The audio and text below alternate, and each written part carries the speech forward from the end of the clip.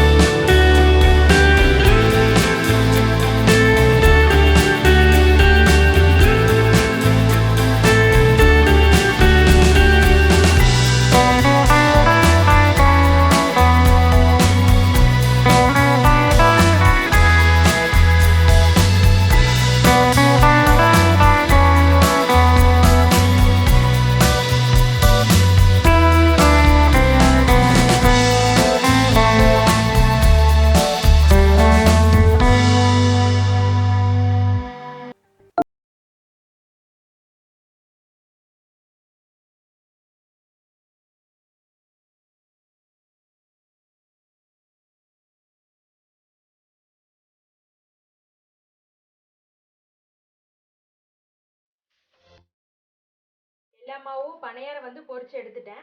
ஒட்டி இருந்ததெல்லாம் கையால தள்ளிவிட்டா உடஞ்சிரும். இப்போ பணியாரம் ரெடி. பாவு ஆல்ரெடி மிக்ஸ் பண்ணி வச்சிருந்தேன். இப்போ இதை சூடு பண்ணிக்கலாம். நம்ம வெல்லம் சேர்த்து பணியாரம் பொரிச்சு எடுக்கிறதுக்குள்ளேயே வெள்ளம் நல்லா கரைஞ்சிருச்சு. இப்போ லைட்டாக சூடு ஏறினா போதும், ரொம்ப கொதிக்க வேணாம். தேங்காய் பால் கொதிக்க விடக்கூடாது. லைட்டாக சூடு ஏறின பிறகு நம்ம பொரிச்சு வச்சிருக்க பணியாரத்தெல்லாம் இதில் சேர்த்திடலாம். இப்போ லைட்டாக சூடு ஏறிடுச்சு. அடுப்பை ஆஃப் பண்ணிவிட்டு பணியாரெல்லாம் இதில் சேர்த்திடலாம். எண்ணெயெல்லாம் நல்லா வடிச்சிருங்க.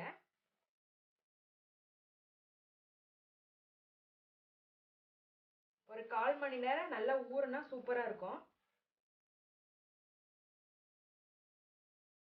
அரிசியோட அளவும் உளுத்தம்பருப்போட அளவு மட்டும் ஈக்குவலாக எடுத்துக்கோங்க.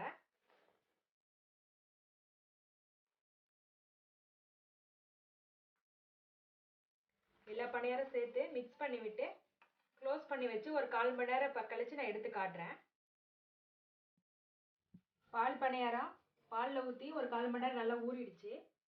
இப்போ பரிமாறிடலாம்.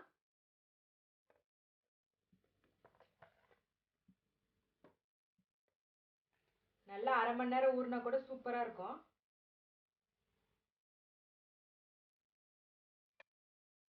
நல்லா டேஸ்டான பால் பணியாரம் வீட்லேயே ரொம்ப ஈஸியாக பண்ணிட்டோம். இந்த மாதிரி குட்டி குட்டியாக ஸ்வீட்டாக வந்து குழந்தைங்களுக்கு செஞ்சு தரும்போது ரொம்ப விரும்பி சாப்பிடுவாங்க. நீங்களும் இதே போல் வீட்டில் செஞ்சு பாருங்கள். எங்கள் சேனலை சப்ஸ்கிரைப் பண்ணுங்கள், இந்த வீடியோவை ஷேர் பண்ணுங்கள், லைக் பண்ணுங்கள், கமெண்ட் பண்ணுங்கள்.